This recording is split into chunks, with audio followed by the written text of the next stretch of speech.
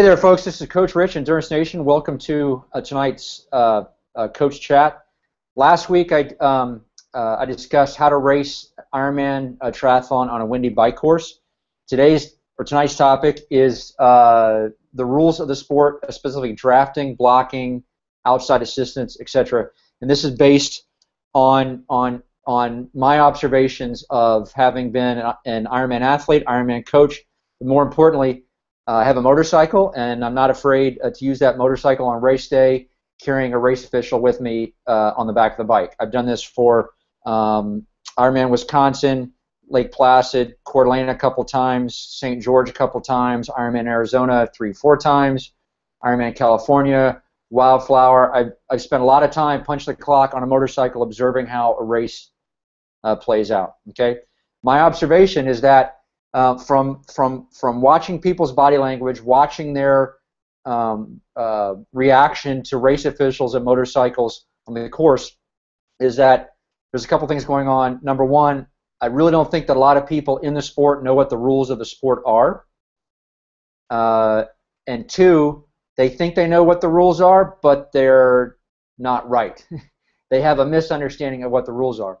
So the intent of this video is to give you is to tell you what the rules are from a athlete to athlete perspective. To give you the common sense, practical application / interpretation of the rules on the bike and on the run course. Okay. So what I'm trying to do here is to do our small part in helping to fix the problems that are out there. Okay. So let's talk about what the rules of the sport are. Number one is everyone, you always ride as far to the right as possible. Okay, that is your default position on the bike course when you are not passing someone. So everyone, you have to ride all the way over to the right. Now let me explain what the rules are for you as the passer and then you as the passee. So as the passer, you are riding your bike. You're coming up on someone, you have to maintain 4 bike lengths distance between your front wheel and their rear wheel. Okay, as long as you're at 7, 6, 5 bike lengths, you're good. You're outside of that draft zone. But once you get inside 4 bike lengths, you are now inside the draft zone, and you have to pass. Okay, you have 20 seconds to complete that pass. But once you get inside that box, you must pass. This is very important. Okay, you can't get where's my hand? I'm inside. 6, 5, 4. Now I start to pass, and I change my mind. I drop out, and then I start to pass again. I change my mind and drop out. No, once you get inside that draft zone, you must pass. You have 20 seconds to make that pass. That pass is completed. Your job as the passer is completed when your front wheel breaks the plane of the passee, of the person that you're passing. Once your front wheel crosses his front wheel, your passing is done. And now let's talk about what the obligations of the passee are. Okay, you are riding your bike. You're riding, and here comes a guy who's passing you. Number one is, you don't have to let that person pass you. While we don't recommend it, if you wanted, you could start drag racing that guy. Okay, that's not a recommended execution method. All right, but once his front wheel crosses your front wheel, now it's your responsibility to drop out of that draft zone, get your 4 bike lengths distance, and you have 20 seconds to make that happen. Okay? So when you get past, the pass is executed when his front wheel crosses your front wheel. You now have 20 seconds to back all the way out, and you have to back all the way out and get your 4 bike lengths before you start trying to pass that guy again. Okay? You can't, he's coming, he passes, and you drop back to 3 bike lengths, and then you pass. No, you have to drop all the way back, get 4 bike lengths. You have 20 seconds in which to get that 4 bike lengths. You have to back all the way out, before you can then come around and pass it if that's what you want to do. If the race official finds you in violation of drafting, either typically you didn't execute that pass inside 20 seconds, the race official is going to pull up next to you on the motorcycle. He's going to show you I don't have a red card. He's going to show you a red card, okay? And he's going to say, I'm giving you a red card for drafting. You need to check in at the next penalty tent. Give them your race, or check in at the next penalty tent. Tell them that you get a red card, and they're going to have you stand down for 4 minutes. Folks, do not argue. This is not your opportunity to have a conversation about, was I drafting, I wasn't really drafting, what is drafting? No, just take your penalty, shut up, go to the next penalty tent. Do not argue, okay? Once you get up to that penalty tent, you're going to check in. They're going to make you stand down for 4 minutes. And the race officials in the tents do a reconciliation after the race, saying, we were supposed to have athletes 1, 2, and 3 check in. Did athletes 1, 2, and 3 check in? Athlete 2 did not check in. Disqualified. Okay. Now, all that is relatively simple. Now, what the race officials are going to do, what I'm doing as a motorcycle, is I'm riding along and I'm passing by all the onesies and twosies, and I'm looking up ahead and I see a large group of cyclists. I'll roll up, pull in my clutch, and we'll glide next, offset like this, if you can see my hands, and we'll just observe what's going on. And the race official starts looking at spacing, and he might pick out 1 or 2 people that he thinks is in violation, and he'll start a watch, and he'll start counting down that 20 seconds. And this is where we start getting into body language, how your actions on the course communicate to an experienced race official, race officials who are athletes, motorcyclists like me who are also athletes, who just know by someone's body language when someone is doing something intentionally, and that's what they're looking for, okay? Because there's lots of traffic, lots going on, and we just use instincts to identify through body language inside groups of people who is doing something bad on purpose, and that's who they focus on. That's not to say that you won't get popped if you're doing something on accident. A rule is a rule. We're all supposed to ride by rules. But there are certain dynamics that happen out on the course where you can check out someone's body language and infer what their intent is, okay?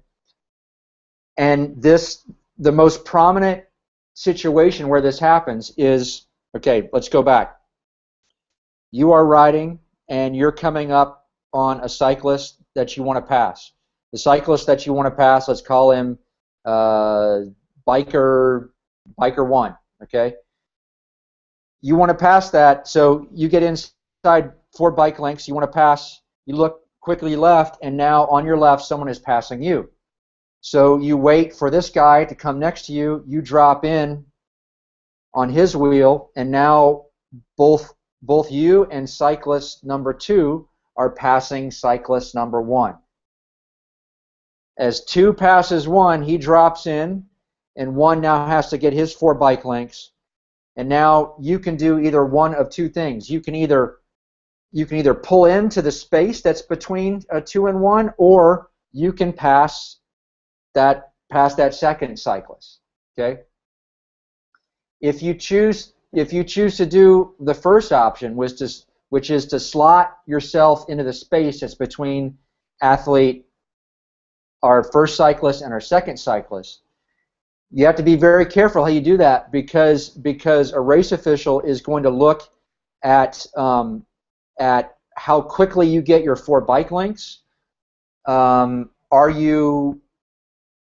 you're putting yourself in a spot where your positioning and your body language can communicate that you have an intent to stay on this guy's wheel, okay?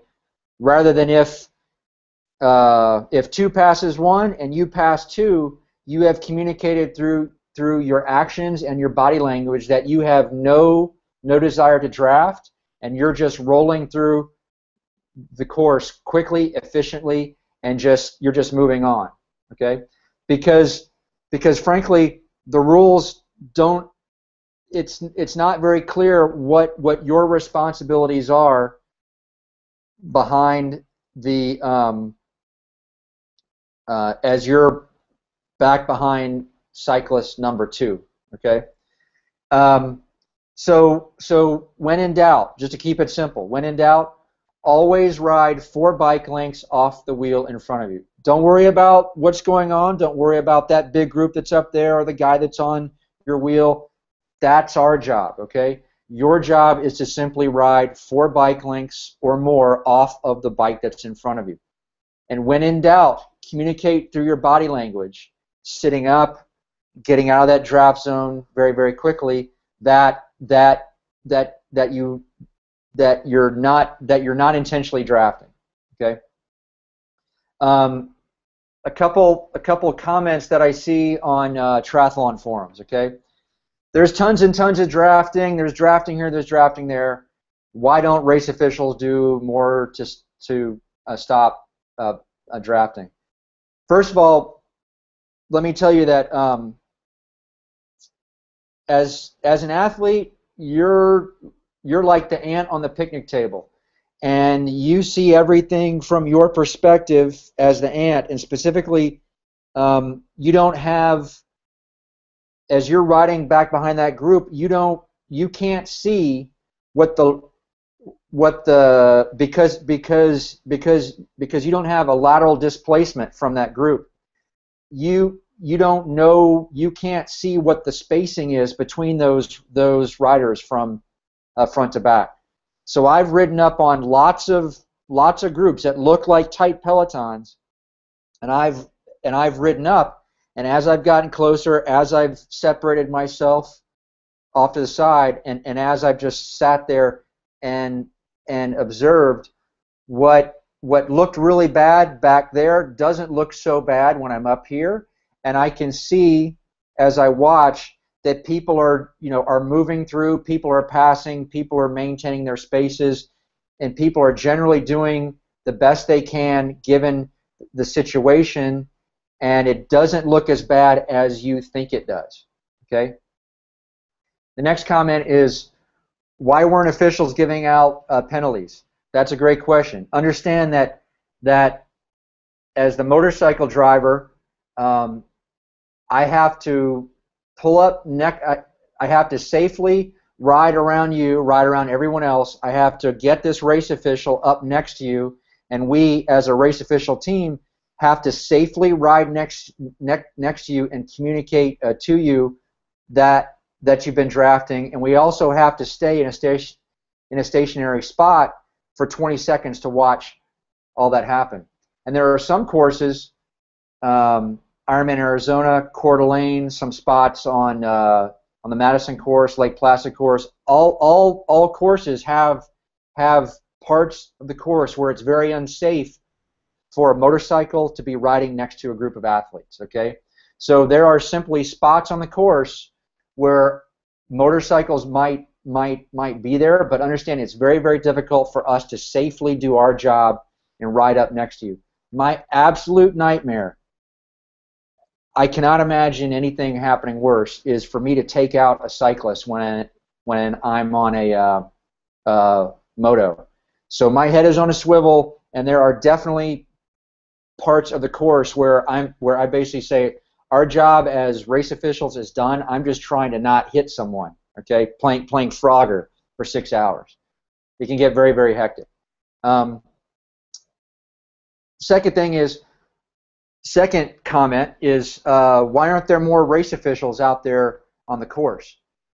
Race officials require 2 things. You require a volunteer to be a race official and a volunteer to be a motorcycle driver. There are a limited number of people who are willing. There are a limited number of motorcyclists who are willing to punch a day and a half hole in their weekends and ride their $8,000 to $29,000 motorcycle inches away from other athletes with a guy on the back who may have never ridden on a motorcycle before.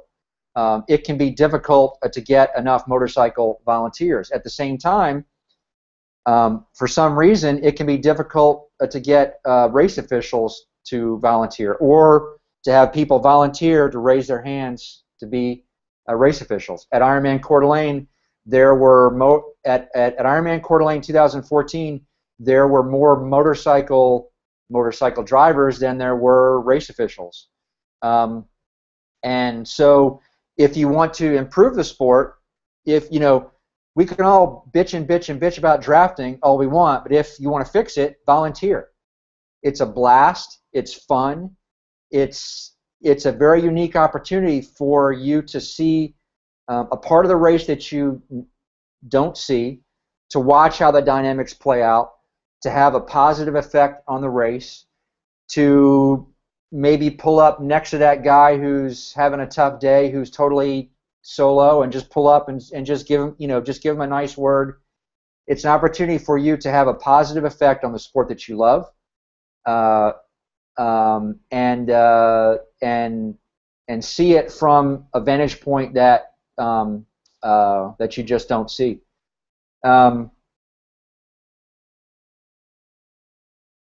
Couple other things. Okay, never ride side by side.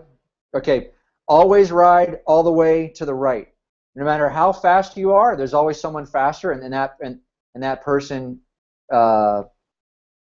could be trying to pass you. Never ride side by side. Never chit chat. That's a yellow card. And that's it for on the bike course. On the run course, the big one is outside assistance. Running, or which is most often having someone run with you or walk with you during your Ironman. And the comments I see out there on the web are, I'm not trying to win this thing. I'm just a schmuck out there racing. I don't see any problem with having my wife run with me for a few miles, or having my friends pick me up at mile 18. It's dark. I'm lonely. My feet hurt. This is my speech to you. Okay.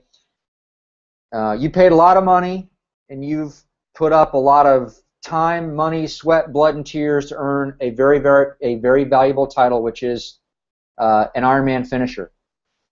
Tens of thousands of Ironman athletes, both much more fit than you and much less fit than you, have earned the title the right way, i.e. they've done it without having the whoopee of their husband, their wife, their boyfriend, their girlfriend, whatever. Okay? Earn it the right way. You put in a lot of work. You're the one that's going to have to wake up and look at yourself in the mirror. Do it the right way. Do it the way that tens of thousands of other athletes have earned it in the past, which is to earn it the right way, which is to run by yourself, without headphones, without the whoopee, in that dark place and that dark nightmare, because that's what you signed up for. Okay? Do the right thing. I mean, at the end of the day, this is all just a game, and I get it. We're not getting shot at. We're not starving. We're not saving lives out there. But you owe it to yourself to earn the title that you worked so hard to earn. You owe it to yourself to do it the right way, the way that tens of thousands of us have earned it before you. Okay? That's it for the podcast portion of this. Folks, check us out at EnduranceNation.us. We got podcasts, videos, a blog. Check out the Join tab. Create a free 7-day trial. This is Coach Rich signing off from the audio portion. I'm stepping inside to my chat room and going to see if my athletes have questions for me. Thanks. Bye.